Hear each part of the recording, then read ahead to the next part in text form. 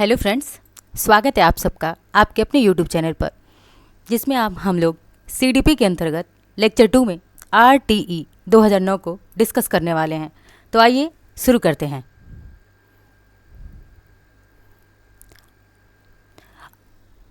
RTE act 2009 यानी कि शिक्षा का अधिकार अधिनियम 2009। आज हम लोग इसी को डिटेल में पढ़ने वाले हैं। देखते हैं इसमें पॉइंट। ये क्या है? आरटीई एक्ट 2009 क्या है? ये कहता है कि 6 से 14 वर्ष के बच्चों को, कितने साल के? 6 से 14 वर्ष के बालकों को, 6 से 14 वर्ष के बालकों को क्या करता है? अनिवार्य एवं निःशुल्क शिक्षा की बात करता है। किस लेवल पे? तो 6 से 14 यानी कि प्राइमरी लेवल पर। आरटी एक्ट यानी कि आरटीई एक्ट कब लागू हुआ? इसको देखते हैं कब लागू हुआ। तो ये 1 अप्रैल 2010 को पूरे भारत में आरटीई एक्ट को क्या कर दिया गया? लागू कर दिया गया। और यह संविधान में 86वां संविधान संशोधन कब हुआ? 2002 में हुआ। इसके अंतर्गत जो है 21A को जोड़ा गया, 21A को जोड़ा गया और ये कहा गया कि जो है 6 से 14 वर्ष के बालकों की जो प्राइमरी लेवल की शिक्षा है वो क्या होगी? निःशुल्क और अनिवार्य होगी। कहाँ पे कहा गया है? तो 86वां संविधान संशोधन 2002 में इसके अंतर्गत 21A को जोड़ करके कहा गया है। हमारा आरटीई एक्ट लागू कब हुआ? तो 1 अप्रैल 2010 से लागू हो गया। अब देखते हैं, जिसमें कहा गया कि 6 से 14 वर्ष के बच्चों को क्या? निःशुल्क और अनिवार्य शिक्षा दिया जाएगा। ठीक, अब आते हैं आरटीई एक्ट 2009 के हमारे कुछ ऑब्जेक्ट से उद्देश्य थे। क्या क्या है इसके उद्देश्य? इस उद्देश्यों को देखते हैं। पहला उद्देश्य क्या है कि यह अधिनियम देश के यहाँ पे क्या रहेगा, यानी कि यह अधिनियम देश के सभी राज्यों के सभी 6 से 14 वर्ष के बच्चों को क्या करेगा? निःशुल्क और अनिवार्य शिक्षा का प्रावधान करेगा। दूसरा पॉइंट क्या है कि स्थानीय स्कूल में 6 साल के सभी बच्चों का नामांकन जरूरी होगा। तीसरा पॉइंट क्या है? किसी भी शिक्षार्थी को कक्षा 1 से 8 तक जो है अनुत्तीर्ण क्या होगा? अनुत्तीर्ण यानी कि फेल नहीं किया जाएगा। फेल क्या रहेगा? यानी कि FAIL यानी कि फेल नहीं किया जाएगा। किसी भी बच्चे को अनुत्तीर्ण नहीं किया जाएगा। अब आते हैं क्लास 1 यानी कि कक्षा 1 से कक्षा 8 तक शिक्षा कैसी होगी? पूर्ण होने पर बच्चों को क्या मिलेगा? प्रमाण पत्र भी दिया जाएगा। बच्चों को क्या दिया जाएगा? यानी कि कक्षा 1 से 8 तक की अगर शिक्षा पूरी हो जा रही है तो बच्चों को प्रमाण पत्र भी दिए जाएंगे। ठीक है, अब क्या है एक बार और देख लेते हैं आरटीई 2009 के उद्देश्यों को। यानी कि क्या करता है? पहला उद्देश्य है यह देश के सभी राज्यों के 6 से 14 वर्ष के बालकों को निःशुल्क और अनिवार्य शिक्षा का प्रावधान करता है। स्थानीय स्कूल में 6 साल के बच्चों के नामांकन जरूरी है, इस बात को ये निर्धारित करता है। तीसरा पॉइंट है कि किसी भी विद्यार्थी को कक्षा 1 से 8 तक फेल नहीं किया जाएगा। और चौथा पॉइंट है कि कक्षा 1 से कक्षा 8 तक शिक्षा पूर्ण होने पर बच्चों को क्या दिया जाएगा? प्रमाण पत्र भी दिया जाएगा। अब आते हैं पांचवा क्या है कि शिक्षक छात्र अनुपात। हमारा शिक्षक छात्र अनुपात कितना होगा? तो एक शिक्षक पर कितने? 30 छात्र होंगे, यानी कि 30 छात्रों पर एक शिक्षक। किस लेवल पर? तो प्राइमरी लेवल पर। क्या होगा? प्राइमरी लेवल पर 30 छात्रों पर एक शिक्षक होगा। अब आते हैं छठा पॉइंट देखते हैं। जरूरी प्रमाण पत्र के अभाव में विद्यार्थियों को प्रवेश से वंचित नहीं किया जाएगा। अब इसका मतलब ये हो गया कि जैसे जन्म प्रमाण पत्र हो गया, किसी बच्चे के पास जन्म प्रमाण पत्र नहीं है या फिर कोई और प्रमाण पत्र नहीं है तो इसके अभाव में बच्चों को प्रवेश से बिल्कुल भी नहीं रोका जाएगा। ये कौन कहता है? आरटीई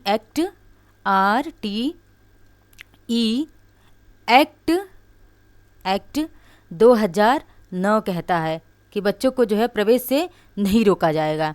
अब आते हैं क्या है कि शिक्षा का अधिकार अधिनियम 2009 की कुछ प्रमुख धाराएं थीं, कुछ इसकी धाराएं थी। अब इन धाराओं को देख लेते हैं, क्या है ये धाराएं, आइए देखते हैं। धारा 1 क्या कहता है? इसमें जो है आरटीई का संक्षिप्त नाम दिया गया है कि आरटीई का फुल फॉर्म दिया गया है और इसको लागू होने की तारीख दी गई है। इसके लागू होने की क्या दी गई है? तारीख दी गई है। अब देखते हैं यहाँ पे धारा 2 क्या है। धारा 2 अधिनियम से जुड़ी इसमें कुछ शब्दावलियाँ दी गई हैं, इन सब का उल्लेख हमने नीचे किया हुआ है। धारा 3 क्या है? 6 से 14 वर्ष के बच्चों को निःशुल्क और अनिवार्य शिक्षा, यानी कि हमने पढ़ा था अभी कि प्राइमरी लेवल पर 6 से 14 वर्ष के बच्चों को क्या देना है? निःशुल्क और अनिवार्य शिक्षा देना है। आरटीई एक्ट 2009 कहता है। लेकिन ये किस धारा में बात की गई है? इसकी कोई धारा होगी तो ये धारा 3 है। धारा 3 में इसकी बात करी गई है कि 6 से 14 वर्ष के बच्चों को अनिवार्य और निःशुल्क शिक्षा दी जाएगी। अब आते हैं धारा 12। मैंने कुछ प्रमुख ही धाराएं ली हुई हैं जो कि आपके सीटेट के एग्ज़ाम के लिए बहुत ज़रूरी है। अब धारा 12 आते हैं। धारा 12, प्राइवेट स्कूलों में गरीब विद्यार्थियों के लिए कितना 25% सीटें क्या होंगी? आरक्षित होंगी। यानी कि जो गरीब तबके के बच्चे हैं जिनके पास फीस अफोर्ड नहीं कर सकते हैं, उन बच्चों के लिए प्राइवेट स्कूलों में कितना परसेंट? तो 25% जो है सीटें क्या होंगी? आरक्षित होंगी गरीब बच्चों के लिए। धारा 12 कहता है। अब धारा 13 क्या है कि प्रति व्यक्ति फीस लेने पर शुल्क का 10 गुना जुर्माना लगेगा। अगर कोई भी स्कूल कॉलेज जो है बच्चों से डोनेशन लेता है तो जितना डोनेशन लेगा उस डोनेशन का 10% उस पर जुर्माना लगाया जाएगा। धारा 14, किसी बच्चे के पास जन्म प्रमाण पत्र न होने की स्थिति में विद्यालय में प्रवेश से नहीं रोका जाएगा। हमने ऊपर भी इस चीज़ को देखा था कि क्या धारा 14 क्या कहता है? इंपॉर्टेंट है ये धारा 14 कि किसी बच्चे के पास अगर जन्म प्रमाण पत्र नहीं है तो उसको उस स्थिति में क्या है कि विद्यालय में प्रवेश करने से उसे कोई नहीं रोकेगा। ये आरटीई एक्ट 2009 कहता है हमारा, ठीक है। आरटीई एक्ट 2009 कहता है कि उस बच्चे को हम प्रवेश से नहीं रोकेंगे। अब आते हैं धारा 15 क्या है। तो धारा 15, बच्चे को शैक्षणिक वर्ष के आरंभ में प्रवेश दिया जाएगा। जब हमारा शैक्षणिक वर्ष शुरू होता है उसी समय जुलाई में प्रवेश बच्चों को दे दिया जाएगा। ये हमारा धारा 15 कहता है। अब धारा 16 की चर्चा करते हैं कि किसी भी विद्यार्थी को फेल यानी कि अनुत्तीर्ण नहीं किया जाएगा और ना ही स्कूल से निकाला जाएगा। ये कौन कहता है? धारा 16 कहता है। धारा 16 कहता है कि किसी भी विद्यार्थी को 1 से 8 तक न तो फेल किया जाएगा और न ही स्कूल से निकाला जाएगा। धारा 17, बच्चे को शारीरिक दंड व मानसिक प्रताड़ना नहीं दिया जाएगा। धारा 17 बहुत ज़रूरी है। कुछ अभिभावक होते हैं जो शिक्षकों पर इस चीज़ के लिए केस भी कर देते हैं कि बच्चे को शारीरिक दंड व मानसिक प्रताड़ना नहीं दिया जाना चाहिए। भाई बच्चा छोटा होता है, 1 से 5 के बच्चे कितने छोटे होते हैं। अब इनको ना तो आप जैसे बहुत पहले टीचर थे कि बहुत शारीरिक दंड दिया करते थे, लेकिन अब बच्चों को आप शारीरिक दंड भी नहीं दे सकते और मानसिक प्रताड़ना मतलब बच्चों को अपशब्दों का प्रयोग नहीं कर सकते। आप उनके लिए डिमोटिवेटिव शब्द का प्रयोग नहीं कर सकते। आप उनको हमेशा रेनफोर्समेंट देंगे, उनको प्रोत्साहित करेंगे आगे बढ़ने के लिए। ये धारा 17 कहता है।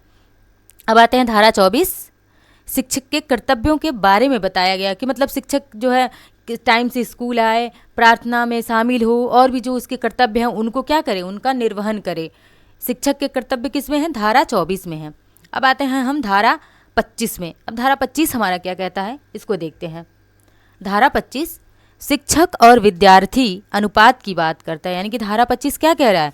शिक्षकों और विद्यार्थियों का क्या रेशियो होगा, क्या अनुपात होगा और किस लेवल पे? प्राइमरी लेवल पे क्या होगा और अपर प्राइमरी लेवल यानी कि जो है 1 से 5 तक क्या शिक्षक और विद्यार्थी अनुपात होगा और 6 से 8 तक क्या शिक्षक विद्यार्थी अनुपात होगा।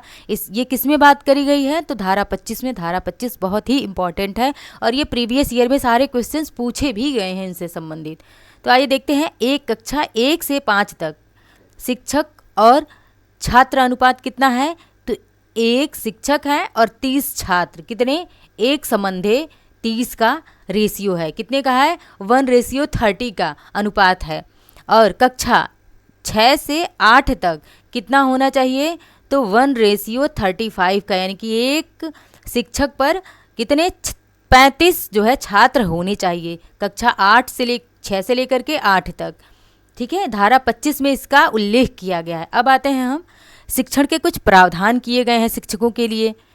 अब देखते हैं कि कक्षा 1 से 5 तक शिक्षक को कितने घंटे पढ़ाने हैं, पूरे वर्ष की बात करी गई है इसमें, कि पूरे वर्ष में, ठीक है, साल भर, पूरे वर्ष में, यानी कि साल भर जो है एक शिक्षक को कितना टाइम तक पढ़ाना है, कितने घंटे पढ़ाने हैं, कितने दिन पढ़ाना है। तो 1 से 5 के लिए, प्राइमरी लेवल के लिए 200 दिन, और घंटा की बात करी जाए तो 800 घंटे। ये पूछा गया क्वेश्चन है, ऐसे ही पूछा गया है कि कक्षा 1 से 5 तक के शिक्षक के लिए कितने दिन और कितने घंटे पढ़ाने ज़रूरी हैं। तो 200 दिन और 800 घंटे।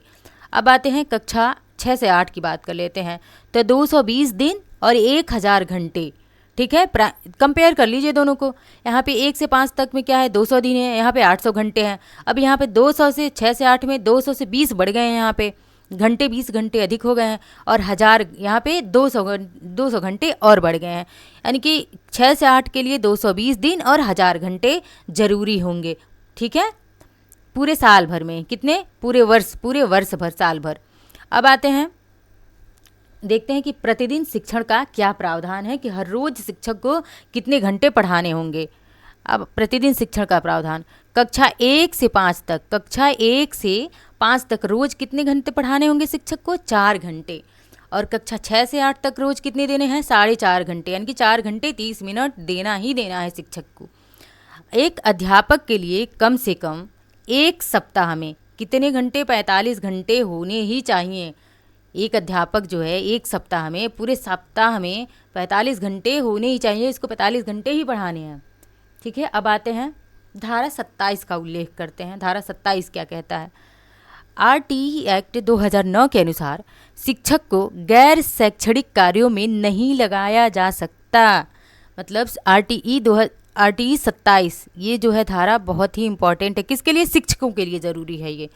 अभी तक तो हम किसके लिए, बच्चे और शिक्षकों की बात कर रहे थे, अब केवल ये शिक्षकों के लिए है। क्या, धारा 27 कि RTE एक्ट यानी कि राइट टू एजुकेशन एक्ट 2009 क्या करता है, शिक्षक को गैर शैक्षणिक यानी कि जो शिक्षा से संबंधित कार्य नहीं है, उन कार्यों में आप नहीं लगा सकते हैं। किसको छोड़कर, चुनाव को छोड़, यानी कि चुनाव में लगाया जा सकता है, जनगणना में भी लगाया जा सकता है, आपदा प्रबंधन में भी लगाया जा सकता है। बाकी इन तीनों टॉपिक को छोड़कर आप, यानी कि चुनाव, जनगणना और आपदा प्रबंधन को छोड़कर आप जो है शिक्षकों को किसी भी गैर शैक्षणिक कार्यों में नहीं लगा सकते हैं, RTE एक्ट 2027 के अनुसार। अब आते हैं RTE एक्ट 2009, विशेष आवश्यकता वाले बच्चों को शिक्षा व्यवस्था के अंतर्गत पढ़ाना चाहिए। मतलब किस शिक्षा व्यवस्था के अंतर्गत पढ़ाना चाहिए, ये RTE एक्ट 2009 पूछ रहा है। यानी कि कहता है कि समावेशी शिक्षा के अंतर्गत RTE एक्ट 2009 कहता है कि विशेष आवश्यकता वाले जो हम बच्चे हैं उनको समावेशी शिक्षा व्यवस्था के अंतर्गत क्या करना चाहिए, पढ़ाना चाहिए, ठीक है। समावेशी शिक्षा मतलब छात्रों के साथ न तो कोई भेदभाव हो, ना तो जाति पात का, ना तो ऊंच नीच का, कोई भेदभाव नहीं। हर एक छात्र क्या होता है, हर एक छात्र जो है बराबर है। यहाँ पे कोई भेदभाव, एक शिक्षक को कोई भेदभाव नहीं करनी चाहिए, एक समावेशी शिक्षा देनी चाहिए, ये RTE एक्ट 2009 कहता है। जैसे कि अभी हम आप लोगों को पढ़ा रहे हैं तो हम कोई भेदभाव नहीं, यहाँ पे सब सारे छात्र जो है हमारे लिए क्या है, बराबर हैं, हम समावेशी शिक्षा ही दे रहे हैं। तो ठीक है, अब आते हैं RTE एक्ट 2009 दिव्यांग बच्चों के लिए क्या करता है, मुफ्त शिक्षा कितने वर्ष तक का प्रावधान कर रहा है, तो 18 वर्ष तक। यानी कि जो हमारे दिव्यांग बच्चे हैं इन बच्चों के लिए मुफ्त शिक्षा का प्रावधान किया गया है RTE एक्ट 2009 के तहत। लेकिन कितने वर्ष तक, तो 18 वर्ष तक के बच्चों के लिए। जो बच्चे 18 वर्ष तक के हैं, दिव्यांग हैं 18 वर्ष तक, तो उनको जो है मुफ्त शिक्षा दी जाएगी RTE एक्ट 2009 के अनुसार। एक बार इसको हम रिवाइज कर लेते हैं, देखते हैं, क्विक रिवीजन करते हैं इसका RTE एक्ट 2009 का, कि RTE एक्ट यानी कि राइट टू एजुकेशन एक्ट 2009, शिक्षा का अधिकार अधिनियम 2009 क्या कह रहा है, निःशुल्क अनिवार्य शिक्षा की बात कर रहा है प्राइमरी लेवल पे। अब ये लागू होता है 1 अप्रैल 2010 को लागू हो जाता है। 86वां संविधान संशोधन 2002 में होता है, जिसमें 21(1) को जोड़ा गया और इसके अंतर्गत कहा गया कि जो है प्राइमरी लेवल की शिक्षा क्या होगी, अनिवार्य और निःशुल्क होगी।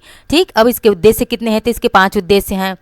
5 उद्देश्यों में क्या है कि RTE जो है सभी 6 से 14 वर्ष यानी कि सभी देश के सभी राज्यों में 6 से 14 वर्ष के बच्चों को निःशुल्क अनिवार्य शिक्षा का प्रावधान करेगा, और स्थानीय स्कूल में 6 साल के सभी बच्चों का नामांकन जरूरी किया है। उसके बाद से आप कक्षा 1 से 8 तक के किसी भी छात्र को आप फेल नहीं कर सकते हैं। और कक्षा 1 से 8 तक शिक्षा पूर्ण होने पर बच्चों को क्या प्रमाण पत्र भी दिया जाएगा। 5वां है कि शिक्षक छात्र अनुपात प्राइमरी लेवल पर कितना होना चाहिए, 1 शिक्षक और 30 छात्र होने चाहिए। छठा क्या है कि जरूरी प्रमाण पत्र के अभाव में, यानी कि कोई भी प्रमाण पत्र अगर बच्चे के पास नहीं है, जैसे जन्म प्रमाण पत्र नहीं है, तो आप उसको प्रवेश से वंचित नहीं कर सकते हैं। अब इसकी प्रमुख धाराएं, तो प्रमुख धाराओं में हमने सारे धाराएं, ये ज़रूरी है याद करनी, आप लोग याद कर लीजिएगा। एक बार मैं क्विक रिवीजन करवा रही हूँ इन धाराओं का कि इसमें धारा 1 आरटीई का पूरा नाम दिया गया है। धारा 2 कुछ शब्दावलियाँ दी गई हैं। धारा 3 क्या कहता है, ये जरूरी है धारा 3 कि धारा 3 में 6 से 14 वर्ष के बच्चों को निःशुल्क और अनिवार्य शिक्षा की बात करी गई है। धारा 12 कहता है कि प्राइवेट स्कूलों में गरीब छात्रों के लिए 25% सीटें क्या होंगी, आरक्षित होंगी। धारा 13 यानी कि कोई भी बच्चों से कोई भी स्कूल डोनेशन लेता है तो उस डोनेशन का 10 गुना जुर्माना उस स्कूल पर लगाया जाएगा। धारा 14 कह रहा है कि अगर बच्चे के पास जन्म प्रमाण पत्र नहीं है तो आप स्कूल में दाखिल होने से उसे आप नहीं रोक सकते, उसको प्रवेश लेने से नहीं रोक सकते।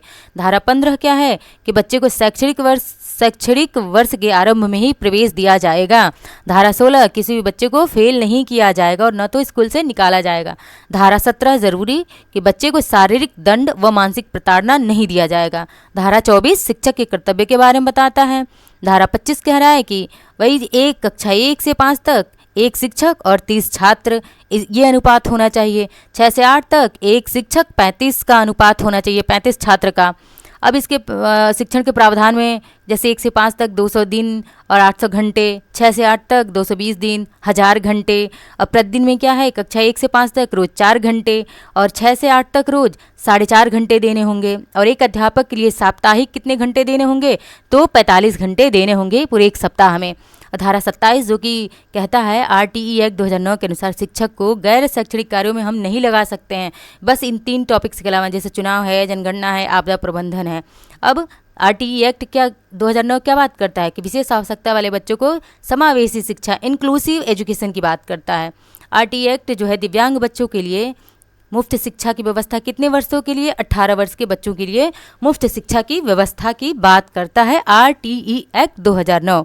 आई होप कि आरटीई एक्ट 2009 यानी कि शिक्षा का अधिकार अधिनियम 2009 आप लोगों को बहुत अच्छे से समझ में आया होगा। और मिलते हैं अब नेक्स्ट क्लास में। Okay, thank you. वीडियो पसंद आए तो लाइक, शेयर, सब्सक्राइब अवश्य करें।